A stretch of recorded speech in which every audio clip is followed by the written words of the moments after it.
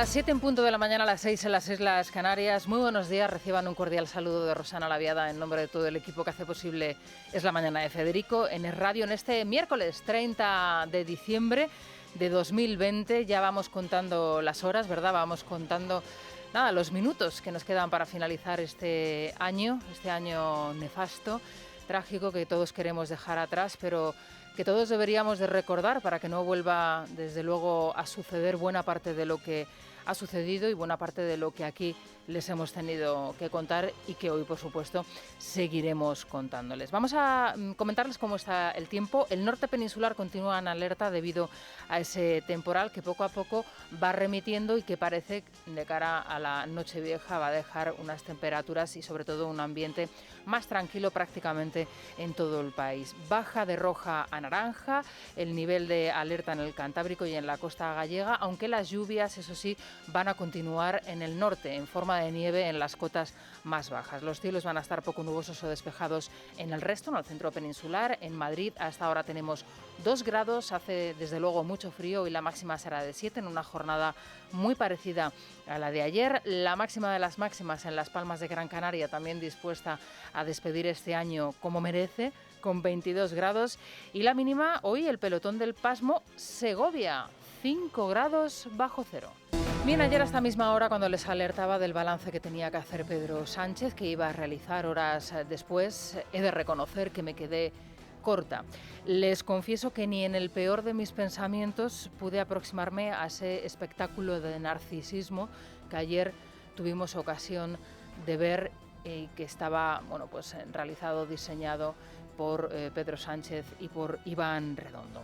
El presidente del Gobierno no hizo un balance del año. El presidente del Gobierno renovó su compromiso con la agenda social comunista pactada con Podemos, con los secesionistas y con los proetarras. Y esto que les acabo de decir creo que es importante para que sea el punto de inicio del análisis de todo lo que ayer sucedió y que hoy les tenemos que contar. Ayer el presidente del Gobierno no hizo balance del año. Ayer el presidente del Gobierno renovó sus compromisos con sus socios prioritarios de gobierno y también con aquellos con los que ejecuta la acción del gobierno día a día. Y lo hizo vestido de gala, en un escenario minimalista creado ad hoc y a través de una larga intervención de casi 2 horas que nos recuerda al aló presidente de Chávez, que tan lejano parece pero que tan cercano está, que tan cerca le tenemos. Pedro Sánchez es ese tipo de persona que queda contigo con la excusa de que tiene algo que contarte y que cuando te das cuenta no te ha contado absolutamente nada y solo ha hablado él, de él por supuesto y de sus circunstancias. Sin embargo, ese poder embriagador de sus palabras te hacen desconectar y cuando despiertas ya te la ha colado. Y tú has estado ahí más ausente que presente. El presidente del Gobierno se presentó ayer ante los españoles para hacer balance de un año que nos deja cerca de 80.000 muertos por la pandemia y que él ni nombró. Él ignoró directamente. A pesar de ello, el Ejecutivo, que negó el virus, el Ejecutivo que recomendó a los ciudadanos que no usasen mascarilla para protegerse y que más tarde les animó a que saliesen a las calles a disfrutar, a divertirse, presumía de transparencia. Con esta rendición de cuentas inauguramos una nueva etapa en la necesaria regeneración democrática de nuestro país. En primer lugar, porque apostamos decididamente por la transparencia. En segundo lugar, porque promovemos la ejemplaridad pública. Habría que recordar a Sánchez que hay más de 20 querellas contra su gobierno en los juzgados, entre otras cosas por no proteger a los sanitarios, por no proteger a los ciudadanos o por ejemplo, adjudicar contratos a dedo, entre otras cosas. Esta es la transparencia, la ejemplaridad de la que presume Pedro Sánchez.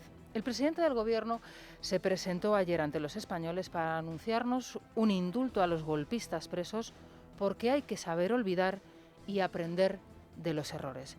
Vamos, que a pesar de lo que digan los jueces y dicten los jueces en sus sentencias, los delitos se pueden y se deben ignorar, probablemente para prepararnos para un segundo referéndum independentista en Cataluña. Todos hemos cometido errores y por tanto lo que tenemos que hacer es aprender de esos errores, mirar hacia adelante y ser capaces de encontrar un espacio en el que nos podamos reencontrar. Y por último, y no por ello menos importante, el presidente del Gobierno se presentó ante los españoles para hacernos creer que el rey impulsa una especie de renovación de la institución en colaboración con el Ejecutivo, cuando Felipe VI ya dejó claro que esa renovación comenzó con su reinado en 2014. Paso a paso, irán conociendo cómo se materializan esa hoja de ruta que señaló el jefe del Estado, el rey Felipe VI, de renovación de la corona en cuanto a la transparencia y la ejemplaridad. En definitiva, 2 horas de proyecto rupturista en coalición con comunistas, con secesionistas, con proetarras, que Sánchez pretende envolver en un celofán envenenado que casi nadie ve o que casi nadie quiere ver.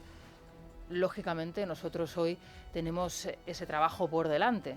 Tenemos muchas horas de programa por delante para hacerles llegar lo que realmente nosotros vimos ayer durante esas 2 horas de transmisión y que luego posteriormente fueron comentadas y también lógicamente analizadas por parte de los grupos en la oposición. Muchos de ellos en gran medida o en gran parte se tragaron ese bulo que Pedro Sánchez nos hizo ver a todos o que nos presentó a todos como despedida de este año 2020, otros no, otros directamente no se lo creyeron y prácticamente casi que lo ignoraron. A esta hora de la mañana, a las 7 y 7 minutos de la mañana, si les parece, a las 6 y 7 en las Islas Canarias, junto a Daniel Muñoz y Silvia Ribeiro, vamos a empezar precisamente, pues a desgranar punto por punto cada una de las cuestiones que ayer se presentaron en esa importante intervención del presidente del Gobierno, que aquí no denominaremos balance del año, pero que es interesante y es importante analizar para saber una vez más y para contarles de nuevo qué es lo que tiene entre manos este Ejecutivo socialcomunista de Pedro Sánchez y de Pablo Iglesias. Vamos con ello. Pablo Casado recogió el guante de Pedro Sánchez respecto a la renovación de la monarquía siempre y cuando se pretenda fortalecer la institución frente a los ataques de los socios de gobierno. El presidente del PP realizó un balance crítico de la gestión de Sánchez, al que reprochó haber sido el gobierno de la mentira y la incompetencia. Santiago Abascal, por su parte, hizo balance a través de un vídeo donde recordó que Sánchez ha traído la ruina y la muerte. María Yuste, ¿qué tal? Buenos días. Buenos días. Antes que Pedro Sánchez, el presidente del Partido Popular, Pablo Casado, analizaba este 2020 como un año horribilis, con el peor gobierno en España, que se define, según él, con 3 rasgos. La mentira, la incompetencia, la arrogancia. En su balance de año acusó al jefe del Ejecutivo de mentiroso, cesarismo, de acallar al Parlamento y tomar decisiones erróneas y tardías en la pandemia. Un gobierno que no ha tenido la humildad de pedir perdón a los españoles, la sensibilidad de mirar a la cara a los afectados por el coronavirus y decir, nos hemos equivocado en muchas cosas, esperamos hacerlo mejor, y esa arrogancia que le ha hecho destinar todos los recursos del Estado a la propaganda.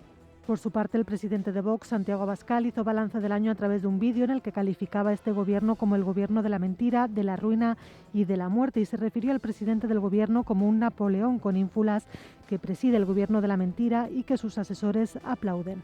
Porque Sánchez ha hecho de la mentira y de la traición su forma de gobierno. Casi me atrevo a decir que su forma de vida. Este es el hombre que dijo que no pactaría con comunistas y etarras, que dijo que había derrotado al virus en el mes de junio, el hombre que ha traído la ruina y la muerte como ningún gobernante del mundo. Muy crítico Abascal con Sánchez, al que volvió a acusar de ocultar los muertos por la pandemia. 80.000 féretros olvidados y escondidos, dijo.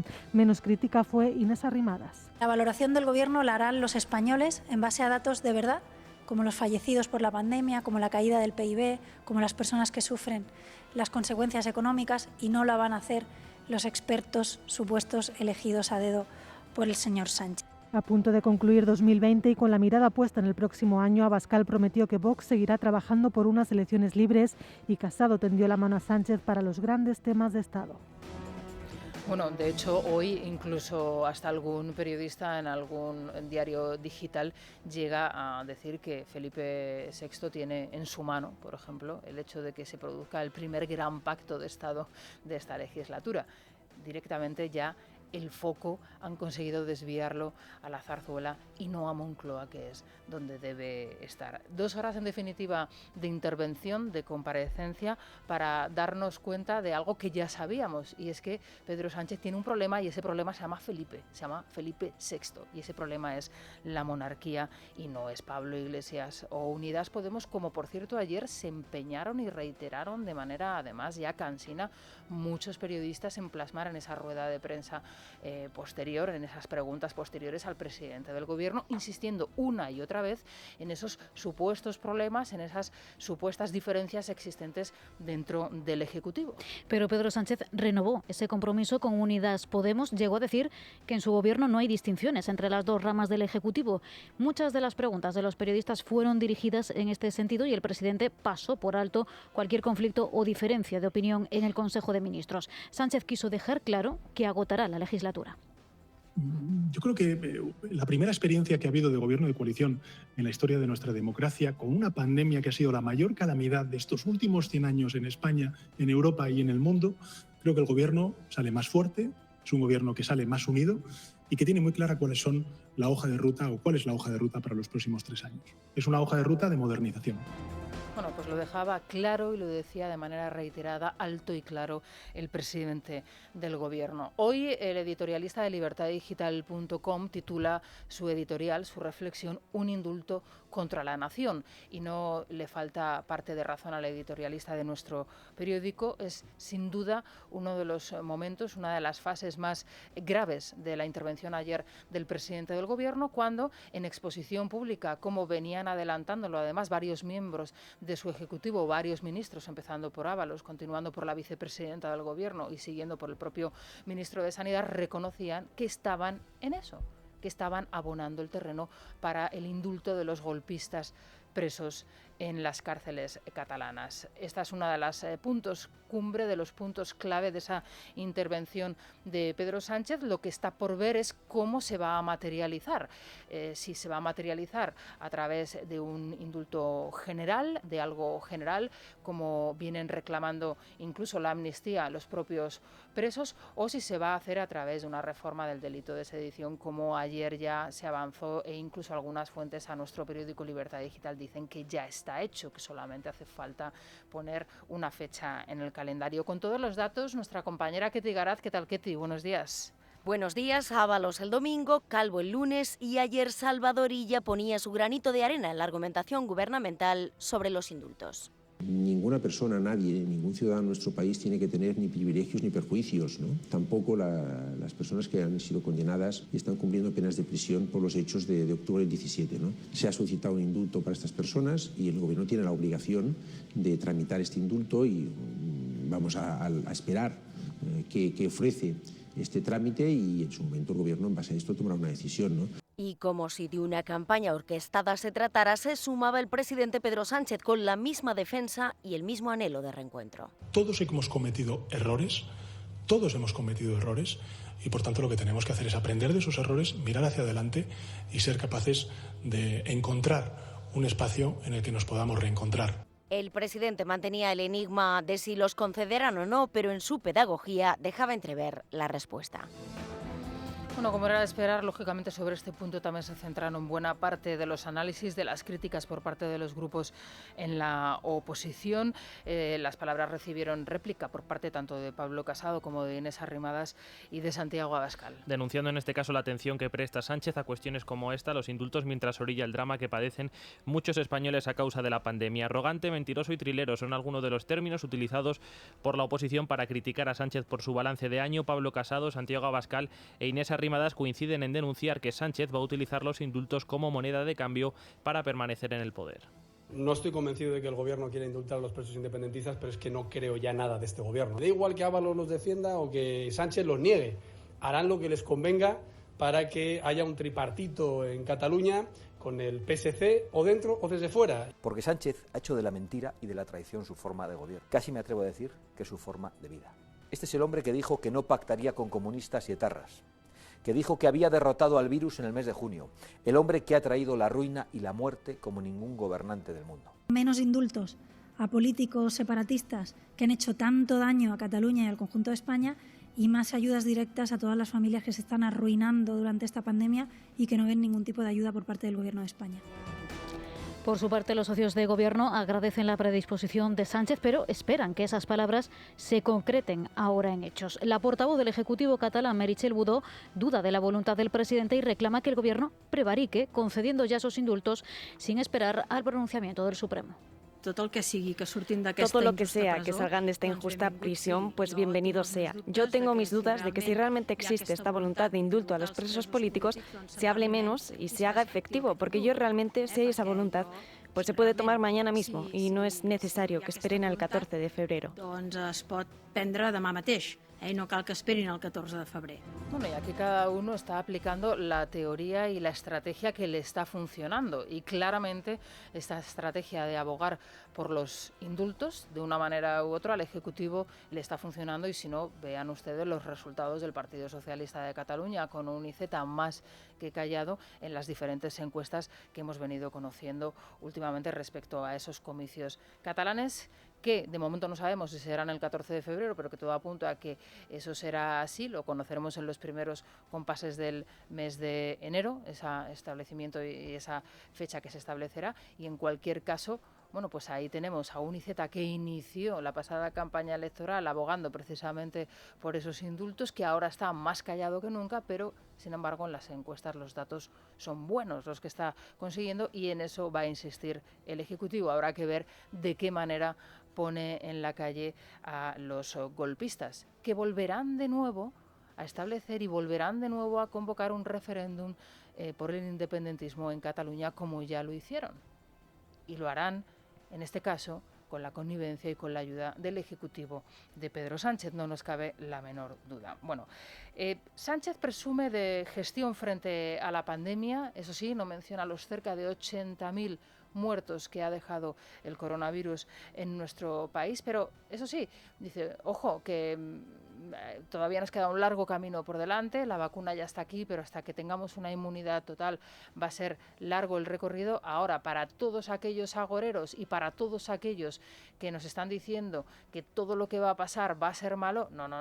O sea, esas visiones apocalípticas de lo que sucede en España no las hagan ustedes caso.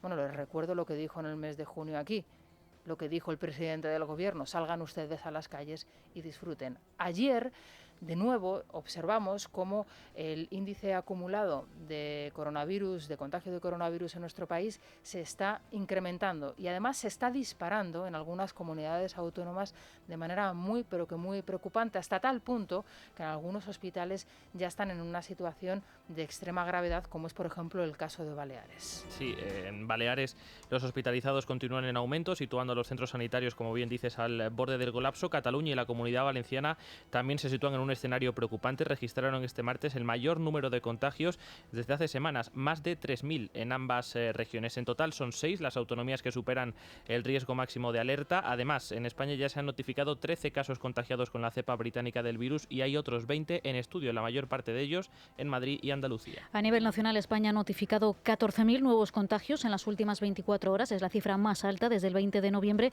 y 320 fallecidos. Pero a pesar de estos datos y a escasas horas de fin de año, ninguna comunidad se plantea aumentar las restricciones. Escuchamos a la presidenta balear, Francina Armengol, al Endacari, Íñigo Urkullu, y a los consejeros de Sanidad de Andalucía y Galicia, Jesús Aguirre y Julio García Comesaña. Si la ciudadanía cumple las normas, estas medidas son más que suficientes para bajar los contagios. Hace falta responsabilidad de los ciudadanos de forma individual, es fundamental, pero también de los empresarios. Vamos a darnos también hasta la semana que viene y quizás sea el 11 de enero cuando ya tengamos más capacidad después de todo lo que haya sido la semana que viene para analizar los datos. Creemos que las medidas que están en vigor son suficientes si la ciudadanía en general cumple con absoluto rigor las medidas que nosotros hemos adoptado. La trazabilidad, las pruebas diagnósticas, la ocupación de cama UCI, de cama convencional, viendo todos esos parámetros y la evolución que ha tenido desde el día 10 hasta el día 28, que fue el día de ayer, es por lo que tomamos la medida de mantener las mismas restricciones. Sigue sendo a nosa recomendación 2 unidades familiares máximo, con un número máximo de persoas que podan estar xuntas de 10, e que si fora de máis de 2 unidades familiares, ese número máximo de persoas que celebran esas festas sexa de 6. Bueno, pues esta es la opinión, este es el balance que hacían ayer los presidentes y los responsables sanitarios de algunas comunidades autónomas. Lo que es evidente y lo que está claro es que a través de la restricción no ha venido el control del virus en algunas comunidades autónomas. Se me ocurre, por ejemplo, el caso de Cataluña, el caso de Valencia o el caso de Baleares, donde las restricciones han sido máximas, tanto de territorio como de cierre, por ejemplo, de negocios, de hostelería, de restaurantes y de bares, y sin embargo los contagios siguen y siguen subiendo, se siguen sumando. Aquí hay un problema, aquí hay una estrategia que lógicamente no está funcionando en estas comunidades autónomas, especialmente, por ejemplo, en Cataluña y en Baleares. Por cierto, otro dato de última hora que acabamos de conocer, en Alemania se acaban de dar los datos de fallecidos de las últimas 24 horas y superan ya los 1.100 fallecidos. Están en el peor momento, en el peor pico de la primera ola de nuestra pandemia, lo que están padeciendo ahora en Alemania, donde, por cierto, los hospitales están ya en un máximo, en un colapso sanitario, no por el número de camas, sino por el número de médicos, de enfermeros y de auxiliares que hay atendiendo a estos pacientes. Más de 1.100 muertos en las últimas 24 horas en Alemania. Son las 7:21 de la mañana, las 6:21 en las Islas Canarias. Vamos a hacer una primera bolsa y enseguida les contamos cómo se circula ya por las carreteras españolas. Es la mañana. Es radio. Hoy es miércoles 30 de diciembre, son las 7:32 de la mañana, las 6:32 en Canarias, y continúan escuchando Es la mañana de Federico en Es Radio. Muy buenos días a todos aquellos que se incorporan a esta hora a nuestra sintonía en una jornada fría, de nuevo fría y bajo cero, especialmente en Segovia. Atención, 5 grados bajo cero hoy, el pelotón del pasmo en la maravillosa ciudad del Acueducto Romano. Extraordinario y siempre, bueno, pues una maravilla regresar y pasear por sus calles. En Las Palmas de Gran Canaria 32 grados, no 22 grados, que tampoco está nada mal, y en Madrid en el entorno de los 7 de máxima hoy, una jornada fría en el centro peninsular. Esa borrasca, ese temporal que nos afecta y que está dejando sobre todo en el norte peninsular lluvia, nieve y viento, parece que se atenúa en las próximas horas, nos va a dejar un último día del año más tranquilo, así que bueno, pues disfrútenlo también. Lluvias y nevadas de momento en el norte, en las cotas bajas, pero a medida que vaya pasando la jornada, bueno, pues parece que se va a ir relajando, atenuando un poco más la situación. En cualquier caso, estamos a 30 de diciembre y es lo que toca, señores. Hoy, como les digo, les tenemos que contar muchas informaciones. Todo pasa por ese alarde, ¿no?, que hizo ayer el presidente del Gobierno, esa renovación de sus compromisos con los secesionistas, los proetarras y, por supuesto, con los comunistas de Podemos. Pero también hay más noticias, más informaciones.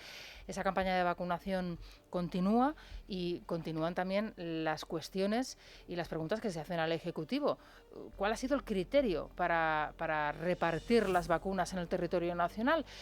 ¿Por qué en unas comunidades autónomas se han repartido más vacunas que en otras? ¿Cuál ha sido el criterio que ha seguido Sanidad? Esta es la pregunta que insiste en realizar la presidenta regional de Madrid, la señora Isabel Díaz Ayuso, y que pues se niega en contestar el ministro de Sanidad, Salvador Illa. Con esta cuestión vamos a iniciar el repaso por otras noticias que nos deja la jornada. Silvia Ribeiro, Beatriz Dávila. Este miércoles continúa la campaña de vacunación contra el coronavirus en las residencias de ancianos tras recibir por fin ayer el cargamento de viales retrasado por un error logístico de Pfizer. En Reino Unido, la primera mujer vacunada en Europa ha recibido ya la segunda dosis sin efectos secundarios. Hasta 5 sociedades científicas han emitido un comunicado en el que animan a la población indecisa a vacunarse. Isabel Díaz Ayuso y el ministro Illa han vuelto a enfrentarse por el número de viales repartidos entre las comunidades autónomas. Dice la presidenta madrileña que los recibidos en la capital son insuficientes. En el caso de Madrid es cierto que esperábamos un número muchísimo más alto y por eso yo lo que espero es que finalmente vengan más vacunas. Hay quien opta por hacer disputa política de todo, allá cada cual con la actitud que decide tomar. El Gobierno va a seguir centrado en combatir al virus.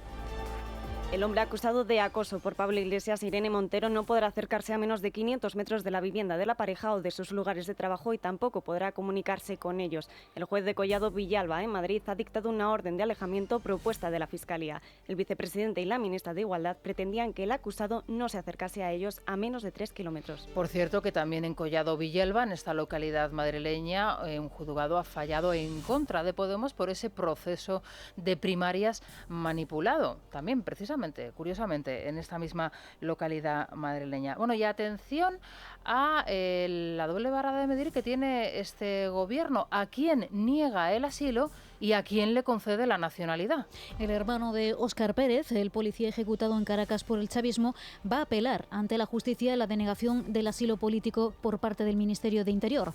Luis Armando Pérez denuncia en una entrevista en el diario El Mundo la decisión del gobierno español e insiste en que si regresa a Venezuela su vida podría correr peligro. El régimen de Maduro ya ha asesinado, además de a su hermano, a uno de sus tíos.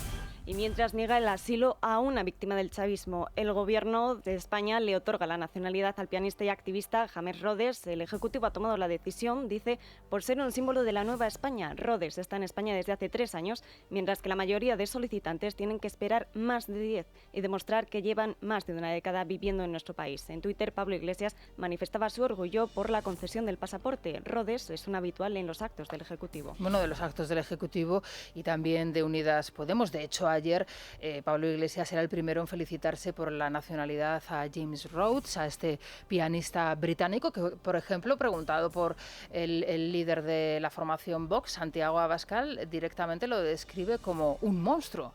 Bueno, es que es una persona que hace política, es decir, no es un virtuoso del piano, que también puede serlo. De hecho, está entre los favoritos del presidente del gobierno, que además, oye, me imagino que en esto de la clásica tendrá conocimiento, lo digo por su hermano, pero en cualquier caso, bueno, es que es una persona que también hace política y que si se tiene que pronunciar al respecto, lo ha hecho sobre la derecha en este país, y además con claridad y en estos términos como les acabo de decir. Bueno, ¿y qué va a pasar finalmente con el salario mínimo? Era una de las grandes cuestiones, una de las grandes incógnitas que estaban ayer sobre la mesa del Consejo de Ministros. Pues finalmente el Gobierno ha decidido retrasar hasta 2021 la nueva subida del salario mínimo interprofesional, que finalmente, como digo, no se aprobó en el último Consejo de Ministros del año, tal y como pretendían Podemos y los sindicatos.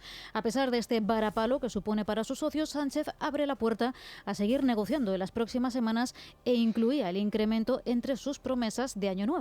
Desde la patronal, Miguel Garrido, vicepresidente de la COE, aplaude el retraso. Reafirmar nuestro compromiso. No solamente presido un gobierno que cree en la subida del salario mínimo, y ahí están los hechos, sino que también hay que reafirmar un compromiso que vamos a desarrollar a lo largo de esta legislatura de cumplimiento con la Carta Social Europea. Eso está ahí y reafirmo ese compromiso. Nadie en su sano juicio lo podría entender, porque las consecuencias pues serían agravar una situación ya de por sí enormemente dramática. En Es la Mañana de Federico, la República de los Tontos, con Santiago González. Eres tonto, muchacho, tú eres tonto. Y en tu casa. Queridísimo y admirado Santiago González, buenos días. Muy buenos días, querida Rosana. Bueno, última República de los Tontos del año, ¿algo especial que nos hayas preparado? Pues sí, bueno, o sea, ayer destacó, brilló con luz propia, este mentiroso patológico que tenemos como presidente del gobierno. Ayer Pedro Sánchez anunciaba en su proclama el indulto para los golpistas catalanes, que solo se conformarán con la amnistía, porque, así lo dijo, nadie está libre de culpa. Todos hemos cometido errores. El gran Pedro Corral lo explicó en Twitter en términos que incluso el presidente del gobierno debería poder entender. La diferencia es que unos podemos cometer errores, pero es que otros han cometido delitos. No es difícil de entender. Ayer, después de las coplas del plagiador perseguido que nos cantó durante 2 horas, yo eché de menos un gesto decente de algún socialista tipo antiguo régimen, alguien que levantara la voz para decir no en mi nombre, un Felipe González, qué sé yo. Inútil, solo silencio. La voz de los socialistas la resumía Pilar Cancela. Me siento muy orgullosa de pertenecer al PSOE y contribuir a la mejora de la vida de todas las mujeres y hombres que hoy pueden vacunarse gracias al buen hacer de Sánchez Castejón. Quizá con temor a no haber dejado las cosas claras, dejó este otro tuit. Las vacunas las paga el gobierno de España. Sí, el de Sánchez Castejón, por enfatizar, que parece que molesta. Pilar Cancela es que nos lleva dando unos días gloriosos, ¿eh? Sí. Es maravillosa. Cuéntanos más de ella, oye, Santiago. Pues parece que debería ser una tonta de base, a juzgar por lo que dice, pero no. Ha sido y es diputada socialista durante las 4 últimas legislaturas. También es la presidenta de la Comisión de Igualdad y secretaria del área de políticas migratorias y del PSOE del exterior. Aún con estos precedentes, habría que parafrasear la gran pregunta que Sazatornil le hacía a Juanito Navarro. ¿Usted es tonta porque es socialista o es socialista porque es tonta? Sí. Bueno, lo mismo no sabe qué responderte. Pues tendría dudas. Bueno, pues que no echa suerte. Si total, la política lo hacen así. El Día de los Inocentes de 2015, un tal idealista colgó en Twitter una foto del macho alfalfa de Podemos haciendo la V de la victoria con 2 dedos sobre un fondo de chalet con la bandera de Podemos en lo alto y la leyenda Pablo Iglesias cambia Vallecas por La Moraleja para tranquilizar a los mercados. Era evidentemente una inocentada, pero 3 años más tarde describe muy aproximadamente el chaletón que se compraron los marqueses. No fue en La Moraleja, sino en Galapagar. Que no está nada mal, ¿eh? No está nada mal. No, pero es que la foto lo voy a colgar en mi blog con la foto, porque es que la foto, bueno, pues es que es una foto homologable. Es decir, que es que lo que antes eran inocentadas, ahora se convierte en la pauta de la política cotidiana, el día a día. Ayer comenté que Irene Ceaușescu debería reivindicar para las mujeres un elemento de desigualdad que aún tienen los varones a su favor, por el derecho a la eyaculación precoz, por nosotras, por la igualdad. Algunos me reprocharon que cómo se me ocurría traspasar a las mujeres una discapacidad tan masculina, pero es que no me entendieron la intención. Esto se hace porque así los hombres ahorran un tiempo que después emplean en aumentar su ventaja patriarcal y la brecha de género. Claro, es que de verdad no te entienden, ¿eh, Santiago? No me entienden. Bueno, pues Corazón Almeriense anunciaba en Twitter: Pedro Sánchez estará firmando vacunas esta tarde en el Corte Inglés de Goya. Oye, Corazón Almeriense, de verdad. Sí. Ya, soy fan ya. Estuvo sembrado. Y el capitán, que tampoco está mal, anotó en mi blog: el gobierno concede la nacionalidad española a James Rhodes el mismo día que niega el derecho de asilo político al hermano del policía rebelde Óscar Pérez, ejecutado en Venezuela por la policía bolivariana. Fíjate, Rosana, que alguna vez he comentado que el ministro del Interior, Fernando Grande, por parte de padre, era mi decepción más grande en el gobierno sanchista. A ver, yo, es que de la viceprimera Calvo, del vicesegundo Iglesias, la ministra de Igualdad y Alberto Garzón, no esperaba nada. Pero de este tipo sí, y ha resultado mucho peor que los otros.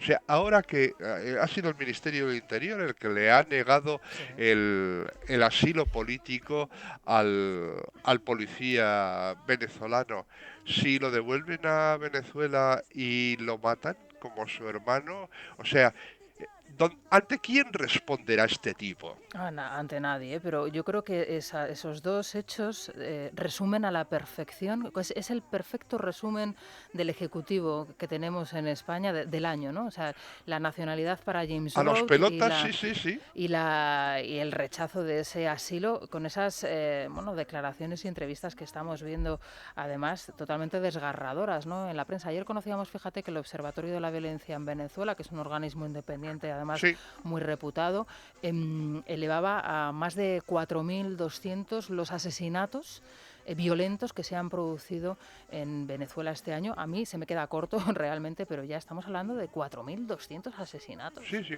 Así es. Por el régimen. Bueno, en fin, así despedimos el año. Oye, que sepas, Santiago, que mañana no vamos a estar aquí en directo, pero hemos preparado un programa especial, resumen del año para todos los oyentes y, por supuesto, la República de los Tontos va a tener un espacio estelar, que lo sepas. Ah, muy bien. Pues un resumen de los mejores momentos o de algunos de los pues mejores fíjate momentos. que yo había preparado, pero eso lo tenía para el día 1 de año, porque ¿Sí? lo había pedido Federico, un 10, el 10 top de los tontos del año. El ranking, sí. Y bueno, tengo preparado un ranking que daría a conocer ese primer día del año. Oye, ¿qué vas a ir? Me imagino que de menos a más, ¿no? Todavía no lo he pensado, pero bueno, sí, de menos a más, claro, para darle a la cosa un increscendo, un suspense. Bueno, nos tienes que decir si quieres algún efecto sonoro o algo para amenizar el momento, ¿no? Bueno, no sé, algún redoble bastará. Algún redoble, vale. Oye, ¿y a qué hora va a ser esto mañana? Pues mañana empezamos como siempre, a partir de las 7 en punto de la mañana, así que a las 7 en punto de la mañana, Santiago. Muy bien. Vale. Pues hasta mañana que entonces. Que pases un feliz día, Santiago, feliz lo año. Mismo, feliz lo año. mismo, y que el año que viene sea un poco más benévolo que este. Sí, no, pero danos tontos, que sí, esto se agradece. No, sí, esto nos da la realidad, yo solo los subrayo. Santiago, que pases un feliz día, hasta mañana. Lo mismo. Bueno, pues son las 7:47 de la mañana, una pausa y seguimos con la prensa económica. Es Radio. Felices fiestas. El titular que nos deja en primer lugar libre mercado: empieza la carrera de la vacunación. Israel lidera, España es la tortuga. Bueno, cuéntanos todos estos proyectos de vacunas, ¿no? Que siguen algunos en fase 3, otros en fase 2. Sí, no solo los proyectos y las fases en las que se encuentran, sino los calendarios de vacunación que han hecho y las perspectivas de vacunación y de inmunización de la sociedad que tiene cada uno de los países.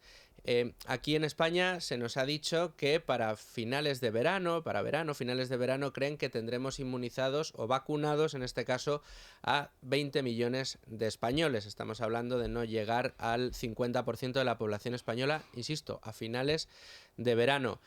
Claro, nos puede parecer muchísimo, nos puede parecer muy poco. Vamos a compararlo, ¿no?, con otros países. Bueno, pues en un ranking de perspectivas y de planes de vacunación de diferentes países encontramos el caso opuesto, el de Israel, que lleva un ritmo infinitamente mayor. Ha organizado desde el principio la logística de una manera mucho más eficiente y va a llegar a finales de verano con una vacunación de prácticamente el 80-90% de la población del país.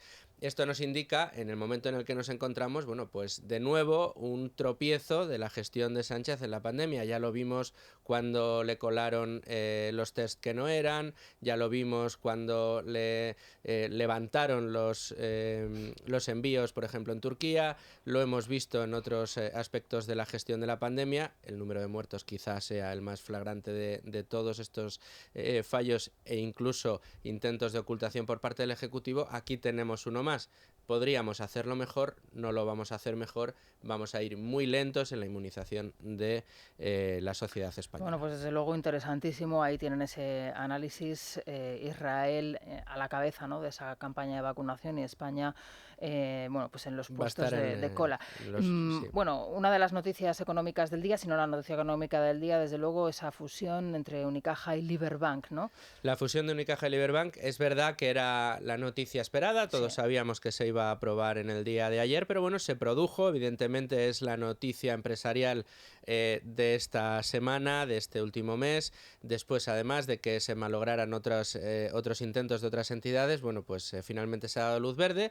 Es verdad que no va a crear el primer Banco de España, ese puesto lo tiene la fusión de CaixaBank y Bankia, pero sí es verdad que tiene quizá, y es el titular que destaca en este caso el economista, la mejor de las recomendaciones de la banca. Es el caso de Unicaja, en el que el consenso de expertos bursátiles consideran que es la entidad con más recomendación de compra de cuantas tenemos en el panorama ahora mismo. Bueno, pues es el proceso, lo hemos hablado en otros momentos, Rosana, de consolidación del sistema bancario. Tienen que coger músculo y aquí tenemos un nuevo paso en ese proceso de consolidación del sector, en este caso bancario. Bueno, pues vamos a hacer una pausa, si te parece. Nos vamos Claro. a ir a las noticias más cercanas, a las de nuestra comunidad, y enseguida vamos a regresar con más noticias. De nuevo tendremos que hablar de Pedro Sánchez el Grande, después de esa intervención, ¿no?